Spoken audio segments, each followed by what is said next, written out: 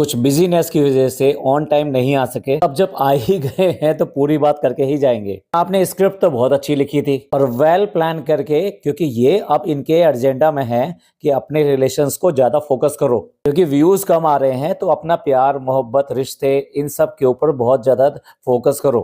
ऐसे में जनाब ने एक ऐसी स्क्रिप्ट लिखी थी कि जिसमें हम थोड़ा सा बताएंगे और बहुत सारा कुछ छुपाएंगे। और वो है ना, ऊपर वाला सब देखता है। तो इसलिए धीरे धीरे करके ऐसा रायता फैला कि समेटे में नहीं आ रहा है और हर जगह थू थू हो रही है जनाब की, मैडम की और इनकी अम्मी की। बात बस थोड़ी सी इतनी थी कि सास बहू की जो बॉन्डिंग है उसको थोड़ा सा फोकस करना था कि किस तरह से इनकी बॉन्डिंग अच्छी है। अब इसके लिए तो मैडम 50 बार ये कह चुकी हैं कि अम्मी ने मुझे मम्मी से ज्यादा प्यार दिया। और ये बात उनकी अब से नहीं, शादी से पहले से शुरू है।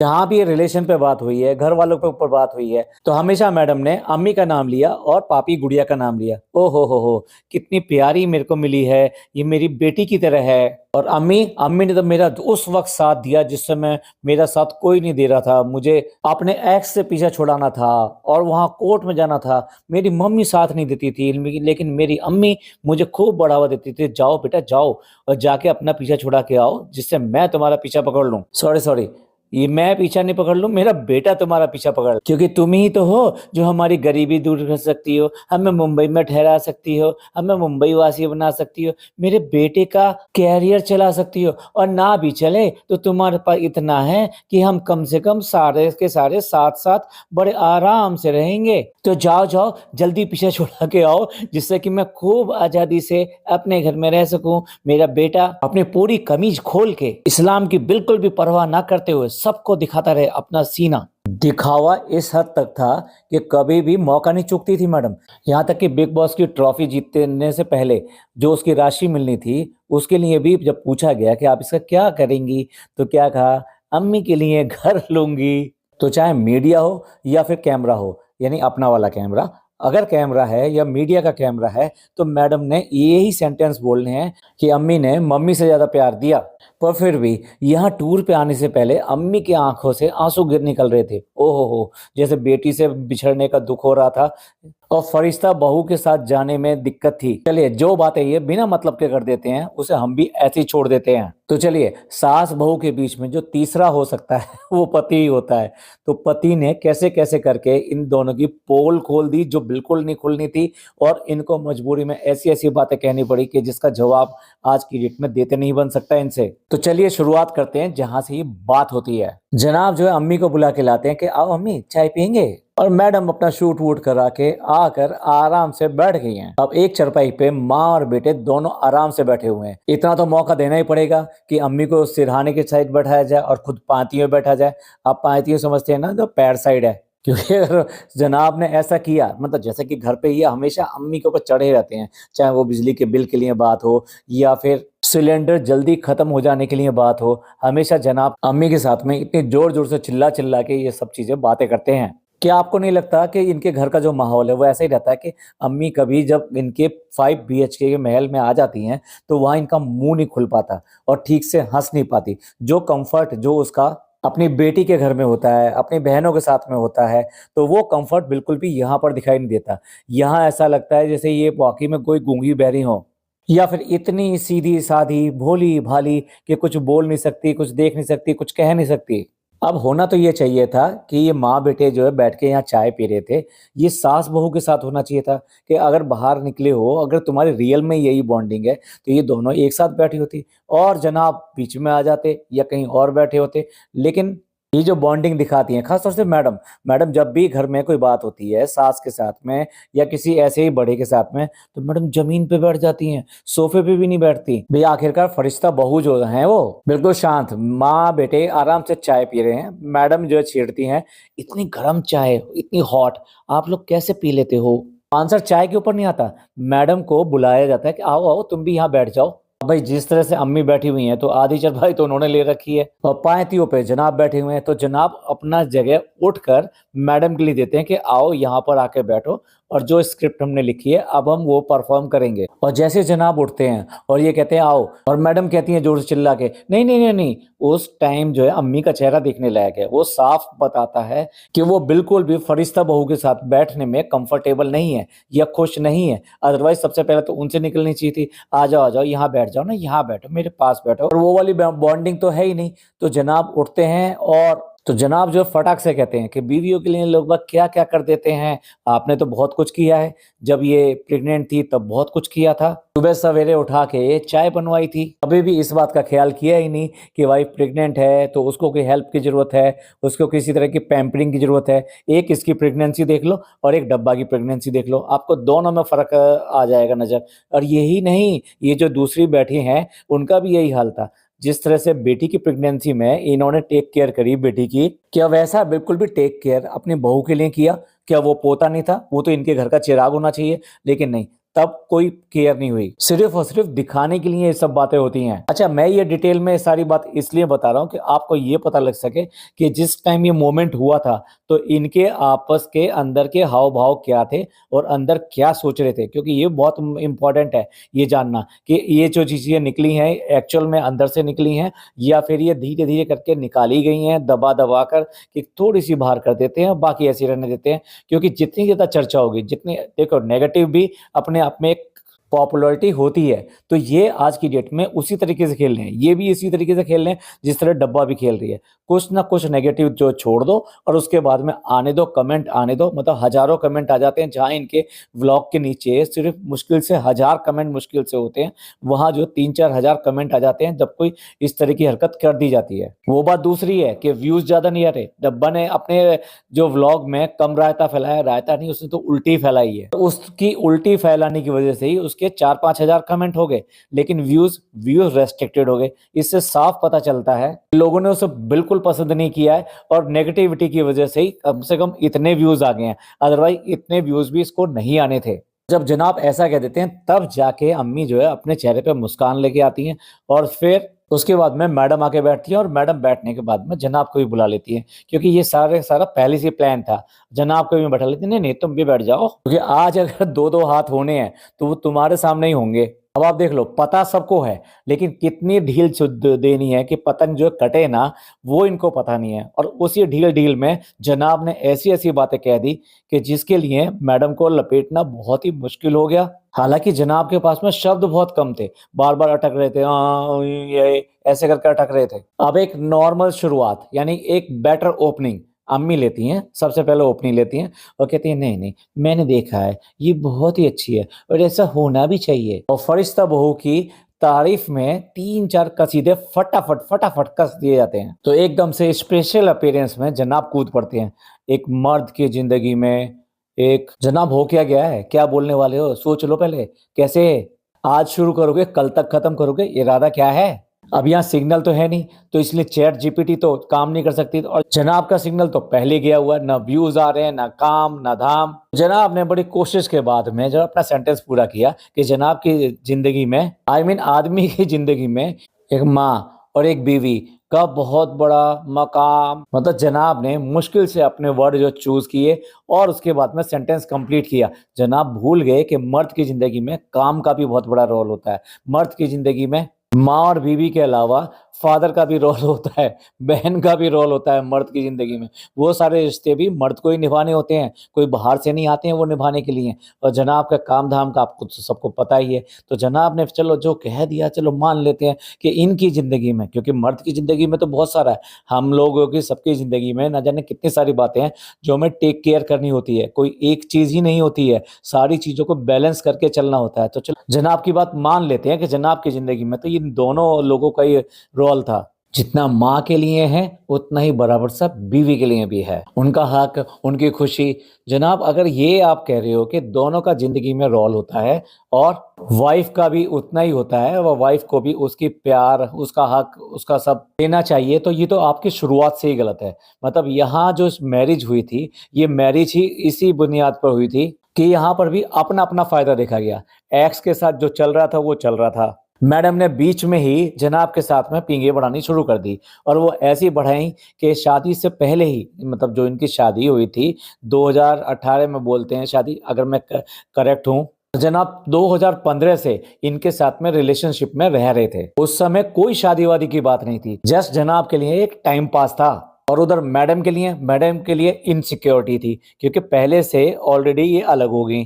पहले इनकी फैमिली में इस बात के लिए बहुत प्रॉब्लम हुई थी कि जिस तरह से उन्होंने इंटर रिलीजन मैरिज की थी, यानी कि क्रिश्चियन फैमिली में एक शादी की थी, तो उसके लिए घर में ऑलरेडी मैडम के अगेंस्ट थे, लेकिन मैडम की मर्जी के आगे कोई बोला नहीं और ये शादी हो गई। अब उसके बाद में मैडम जब ये निकल आई तो अब फैमिली वाले कहाँ से साथ देंगे, खास तौर से इनकी सिस्टर तब तक भी इनके साथ थी, लेकिन उसके बाद में जब जनाब के साथ में मामला हुआ तो उन्होंने इनके साथ में बिल्कुल कट ऑफ कर लिया। यानी पूरा का पूरा ये था कि अब मैडम के सामने बड़ी इनसिक्योरिटी थी कि अब करें तो करें क्या। और जनाब अपने जो फ्लर्टी अंदाज में, मतलब ये तो फ्लर्टी है ही, क्योंकि ये आदमी जो ये कह सकता है कि मेरा स्टेटस अगर सिंगल से डबल हो जाएगा तो लड़कियां मेरे को फ्लर्ट करना छोड़ देंगी, और प्रेगनेंसी के बाद में जब बेटा हो जाएगा तो और भी कम कर देंगी। मतलब सीरियसली कभी तो आदमी सीरियस होगा। ये आदमी जो ये कह रहा है कि बीवी और माँ के अंदर बैलेंस करके चलना पड़ता है, दोनों की खुशियों को देखना पड़ता है, तो जनाब तुम्हारे भी तो कुछ हुकूक बनते हैं,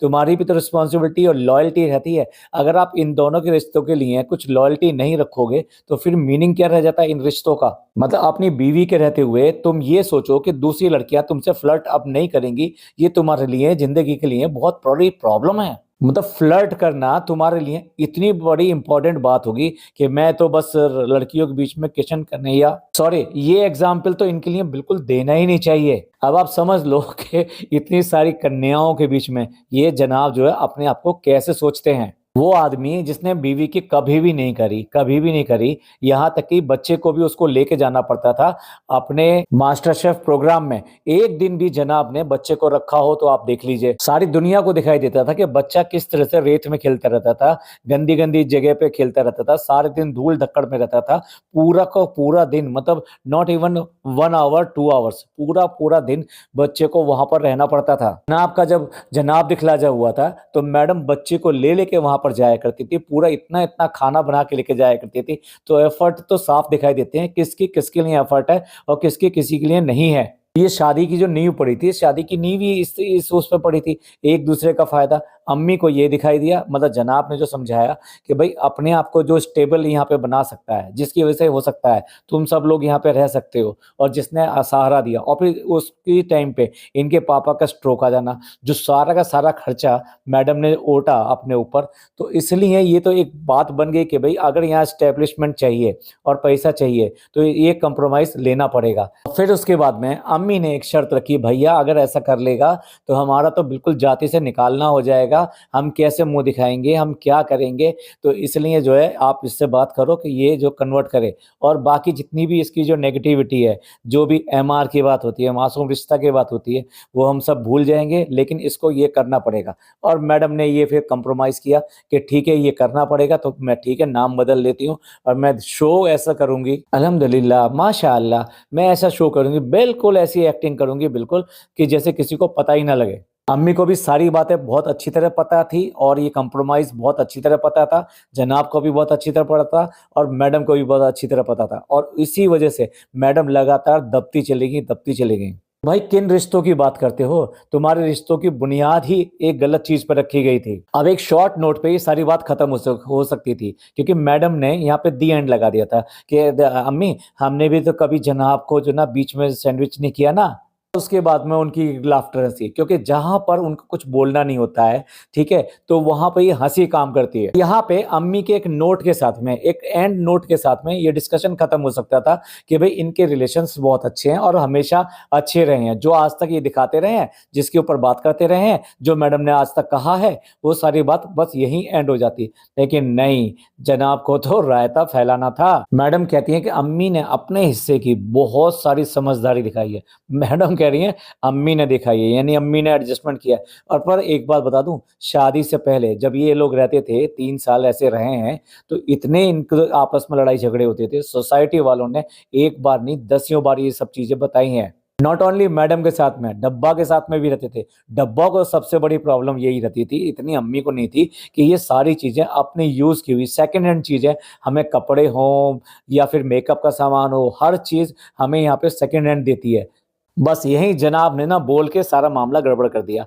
जनाब बोलते हैं पहले हुआ था, सब में होते हैं, शुरुआत में सब में होते हैं, पर तुम्हारे यहाँ होना भाई ये तो मिरेकल है। तुमने तो कभी कभी कि ये कहा ही नहीं कि हमारे में कोई भी ऐसी बात है। तुम्हारे यहाँ रिलेशन सारे परफेक्ट होते हैं, सबका प्यार बहुत परफेक्ट होता है, सबके टाइमिंग बहुत परफेक्ट होते हैं, सबके खाने बहुत परफेक्ट बनते हैं, सबके कपड़े बहुत परफेक्ट होते हैं, सबकी आदतें इतनी परफेक्ट हैं, इतनी परफेक्ट हैं कि तुम्हारे मामू ने इस परफेक्शन की वजह से ही तुम्हें जन्नती होने का टिकट इशू कर दिया, जबकि वो खुद जन्नती नहीं है। मतलब वो अपनी माँ और बाप के लिए क्या करा, उन्होंने क्या नहीं करा, वो सामने दिखाई देता है। आज उनकी माँ को इधर उधर क्यों घूमना पड़ता है फिर। बस जनाब ने यहाँ पे छेड़ दिया और मामला रायता फैल गया। जनाब ने रियलिटी लाने के लिए ये जो सेंटेंस बोला कि मैं जो है एक बार इन दोनों के बीच में सैंडविच बन गया और मैं जा रहा था शूट पर, और इन दोनों का, और मैंने कह दिया कि भाई ठीक है जो भी कुछ है मैं जा रहा हूं, मैं तुम्हारी नहीं झेल सकता, मैं तुम्हारा नहीं कर सकता, अब तुम दोनों जो है कर लो, और मुझे को 1 महीने बाद में किसी की भी बात नहीं आनी चाहिए। जनाब इसे समझदारी कहते हैं या फिर जिम्मेदारियों से भागना कहते हैं, क्योंकि हमेशा जिम्मेदारी से तो हमेशा भागते रहे। बहन की शादी में बिल्कुल ऐसे नवाब की तरह, ऐसे मेहमानों की तरह वहां पहुंचे हैं। सारा के सारा जो काम किसने किया है वो सबको पता है अच्छी तरह से, और कम से कम इस सेंटेंस ने साबित कर दिया इस बात को कि इनके बीच में लड़ाई झगड़े होते थे, और इतने लड़ाई झगड़े हुए कि जनाब को वहां से इनको छोड़ के भागना पड़ा। तो फिर इसका मतलब यह है कि आज तक सबको, लोगों को आप बेवकूफ बनाते रहे। मतलब इनके झूठ की हालत इतनी है कि दोनों सास बहू का रिलेशन देखो आज बिल्कुल सामने आ गया, कच्चा चिट्ठा एकदम सामने आ गया कि इनमें भी खूब अच्छे लड़ाई झगड़े होते थे, और बाद में होते हैं नहीं होते हैं ये आप सबको पता है, दिखाई देता है, क्योंकि इन दोनों के व्यवहार आज भी दिल मिले कहाँ हैं। अगर दिल मिले होते तो मैडम के सामने अम्मी बड़े खुलकर बोलती, बड़े प्यार से बोलती। जो कंफर्ट लेवल उनका चालू के साथ में होता है वो मैडम के साथ में क्यों नहीं होता? क्यों ऐसे लगता है कि इनसे जबरदस्ती बुलवाया जा रहा है, एक स्क्रिप्ट की तरह, बस उन्हें अच्छा अच्छा कहने के लिए बुलवाया गया है। इनके झूठ का हालत तो देखो, अभी अभी भी बात आई थी, जो गाजर का हलवा बिल्कुल बकवास और जल गया था, उस गाजर के हलवे को अम्मी ने भी खूब तारीफें कर दी। मतलब ये इनके लिए आम बात है। इन्हें क्या है, देखो ये मैं इस बात का प्रूफ इसलिए दे रहा हूँ कि इनको हर चीज परफेक्ट परफेक्ट परफेक्ट करके दिखानी है, और परफेक्ट कभी जिंदगी में कभी होता नहीं। यहाँ तक कि फराह खान ने जब पूछा था कि तुम्हारे अम्मी और तुम्हारे बीच में कुछ झगड़े वगड़े, कुछ ऐसी बात होती है सास बहू के बीच में, तो मैडम ने एकदम साफ वही वाला डायलॉग रट दिया था कि नहीं, मेरी अम्मी हैं, ये अम्मी जो है मेरी मम्मी से भी ज्यादा है, और इन्होंने मुझे बहुत प्यार दिया, हमारे बीच में कभी कोई बात नहीं होती। आखिरकार फराह खान को भी कहना पड़ा, झूठ बोलती हो फिर तुम। क्या जरूरत थी फराह खान को ऐसे बोलने की, लेकिन उसने बोला क्योंकि वास्तविकता यही है। क्योंकि हर घर में, जैसे जनाब शुरुआत में कह रहे थे, हर घर में छोटे मोटे लड़ाई झगड़े ये सब चीजें होती हैं, और नए रिलेशन के साथ में तो ये चीजें मस्ट होती हैं। तो ऐसे में उसके बाद में एडजस्टमेंट होते हैं, उसके बाद में एक दूसरे को जानते हैं, और ये सब चीजें चलती हैं। लेकिन इनके घर में तो ये कभी भी नहीं हुआ, ये कभी भी बोलते थोड़ा ना। डब्बा अपने घर की लड़ाई के बारे में बात करती है, जब इतनी सारी बातें उड़ गई तब डब्बा ने एक बनावटी लड़ाई करके दिखा दी कि मेरे फोन का कवर के ऊपर हम दोनों में झगड़ा हुआ, इन्होंने फोन का कवर उठा के फेंका। तो ये अपने रिश्तों के बारे में, अपने झगड़ों के बारे में कभी भी बात नहीं करते। अरे जैसे हो, अगर वैसी व्लॉगिंग करोगे तो इतने ना सवाल उठेंगे, ना ही इतने व्यूज जो डाउन आ रहे हैं आज की डेट में, इसकी जरूरत पड़ेगी। अब जनाब ने बिल्कुल खुलकर बोल ही दिया। मैडम अगेन लपेटने के लिए आई है कि नहीं, तुम्हारी जिंदगी में ऐसा होता है कि अम्मी की जो प्यार है वो बेशुमार, यानी कि इतना ज्यादा प्यार था, तो मैडम ये 1 महीने की झगड़ेबाजी हुई कैसे? मैं आपको बता दूं, एक टूल यूज हुआ था इनकी लड़ाई के बीच में, और वो टूल का नाम मैं बता देता हूं जो बहुत ज्यादा चलता है, झाड़ू। बिल्कुल लिटरली यही कहा गया था कि झाड़ू के लेकर इन दोनों में अच्छी खासी लड़ाइयां हुई हैं। खास तौर से अम्मी के साथ में इसकी सबसे ज्यादा लड़ाइयां हुई हैं, इतनी डब्बा के साथ में नहीं होती थी। अब मैडम का कहना ये नहीं था कि मेरे साथ में इनका पैचअप जो है इसलिए हो गया क्योंकि ये वास्तव में मुझे बहू की तरह प्यार करती थी, और हमारे बीच में मनमुटाव जो है वो नॉर्मल सी चीज थी, जैसे सब में हो जाती है। लेकिन नहीं, ये अम्मी ने क्या किया, अम्मी ने आपके प्यार की वजह से, यानी बेटे के प्यार की वजह से मेरे साथ पैचअप किया, मेरे आगे झुक गई, या ये कहिए मेरी बात मान ली, या झगड़ा खत्म कर दिया। यहाँ पर भी बेटे का, अगर बेटे का प्यार तो पहले से ही था भाई, तो ये तो साफ भी दिखाई देता है। आज भी अगर प्यार है तो बेटे से है, बहू से बिल्कुल नहीं है। तो बेटा तो पहले भी था जब तुम्हारा झगड़ा हुआ था। अगर बेटा था तो बेटे की खातिर फिर चुप कर गए होते। अब मैडम क्या कहती है, मैडम कहती है कि नहीं, हम दोनों की तरफ से आया। वो जो है हमने मान लिया जो शोएब कह के गए थे, लेकिन ये क्या है, ये दोनों की तरफ से आया और मैंने कभी भी चुनाव को परेशान नहीं किया। अब उसके बाद में फाइनल डायलॉग अम्मी का आता है, अल्लाह ना करे कोई ऐसी मुसीबत आए, कोई ऐसी प्रॉब्लम आए। लेकिन ये वाले सेंटेंस आंखों में आंख डाल के मैडम की या जनाब की उन्होंने नहीं बोले, ये कैमरे को देखकर बोले हैं। ये साफ दिखाई देता है कि ये जो है पहले से ही स्क्रिप्टेड ड्रामा था और रायता थोड़ा सा ज्यादा फैल गया। इन्हें पता भी नहीं कि उसके क्या क्या मतलब निकलेंगे, जिस तरह की बातें जनाब ने कर दी। अब इसके बाद में जो जनाब बोलते हैं कि भाई देखो ऐसा है कि लड़की जो कहीं और से आती है और उसकी मेंटेलिटी अलग होती है, उस घर की मेंटेलिटी अलग होती है, तो छोटी मोटी चीजें होती हैं, तो उनको सबको एडजस्ट करके फैमिली को, यानी कि बहू को भी और सास को भी, यानी कि घर को भी, सबको एडजस्ट करके चलना पड़ता है। और तुम्हारे यहाँ एडजस्टमेंट, तुम्हारी अम्मी की एक शादी हुई, एडजस्टमेंट नहीं हुआ, फिर दूसरी हुई। तुम्हारे पापा की एक शादी हुई, फिर एडजस्टमेंट नहीं हुआ, फिर दूसरी हुई। तुम्हारी वाइफ ने दूसरी शादी करी, ये सबको पता है पहले से। कोई एडजस्टमेंट नहीं हुआ, ये भी तो नया रिश्ता होता है, लेकिन नहीं हुआ एडजस्टमेंट। तुम्हारी सास की दूसरी शादी हुई, नहीं हुआ एडजस्टमेंट। तुम्हारे ससुर की शादी हुई दूसरी, नहीं हुआ एडजस्टमेंट। तुम्हारी नानी की भी दूसरी शादी हुई, नहीं हुआ एडजस्टमेंट। भाई कितने गिनाऊं, तुम्हारे मुंह से ये एडजस्टमेंट और एक दूसरे के इज्जत करना, रिश्तों की इज्जत करना तुम्हारे लिए कलंक के बराबर है। तुम इतने झूठे मक्कार जाहिल लोग हो कि तुम्हारे लिए रिश्तों की कदर करना, रिश्तों के ऊपर बात करना ही फिजूल है। रिश्तों की जहां बात होने लगे इनसे कह देना चाहिए, ओटो ओटो चलो चलो जाओ यहाँ से, तुमसे रिश्तों के लिए हम ज्ञान सुनेंगे। जिनके घर की चादर में सैकड़ों छेद हो, सैकड़ों छेद हैं, वो दूसरों को आके ज्ञान दें। मैडम फिर भी लगी हुई हैं, उनको सही करके, रिश्तों को सही बना के जिंदगी में आगे बढ़ के चलना होता है। अपनी अपनी ननद से भी तो रिश्ते आपने सही कर लिए ना मैडम, अपने पापा से रिश्ते सही कर लिए। आज की डेट में पता भी नहीं है कि पापा किस हालत में है, किस में है। आपने मम्मी से रिश्ते कर लिए, जब काम आगे पड़ा, जब मम्मी के बिना काम नहीं चला, तब जाके मम्मी यहाँ पर आई। और आज भी उस मम्मी को थैंक्स नहीं कहा जाता। आज भी ये सच नहीं बोलती कि मम्मी ने मुझे सबसे ज्यादा प्यार ही नहीं दिया, मेरी जिंदगी को बना दिया, मेरे बच्चे की जिंदगी को बना दिया, मेरा घर बचा लिया। आज भी मैडम में इतनी हिम्मत नहीं है कि अपनी मम्मी के बारे में दो लफ्ज और ऊपर बोल जाएं। भाई कैसा सम्मान है, एक औरत का इतना सम्मान और दूसरी औरत की इतनी बेइज्जती। जनाब के पास तो अल्फाज ही नहीं है कि ऐसा होता है, कैसा होता है, रिश्ता होता है, उसको एहसास उसकी। जनाब पहले सोच लो क्या बोलना चाहते हो, बोलना नहीं चाहते, क्या करना चाहते हो। यहाँ चैट जीपीटी भी नहीं है और यहाँ सीपी भी नहीं करते। क्यों सीपी, क्यों सीपी? अब उससे क्या बुलवाओगे, वो तो बोल ही रही है। सही बात तो ये है कि ये रिश्तों पे बिल्कुल भी ज्ञान ना दें। और अब फटा हुआ जो चद्दर थी इनकी, वो साफ साफ नजर आ रही है कि इनकी चद्दर में एक नहीं हजारों छेद हैं। चलिए आप क्या सोचते हैं, वास्तव में इनके रिश्ते कैसे हैं और कितने ज्यादा छेद आपको मिले? मैंने तो हजारों छेद गिन लिए, आप बताइएगा आपको कितने छेद मिले और कहाँ कहाँ छेद मिले। हालांकि मैंने बहुत सारी चीजें यहाँ पर गिनाने की कोशिश करी है, इनकी शुरुआत से लेके आज तक। प्लीज कमेंट करके जरूर बताइएगा। आपको ये पॉडकास्ट अच्छा लगा हो तो प्लीज लाइक कीजिए, सब्सक्राइब कीजिए, शेयर कीजिए। थैंक यू, धन्यवाद और शुक्रिया।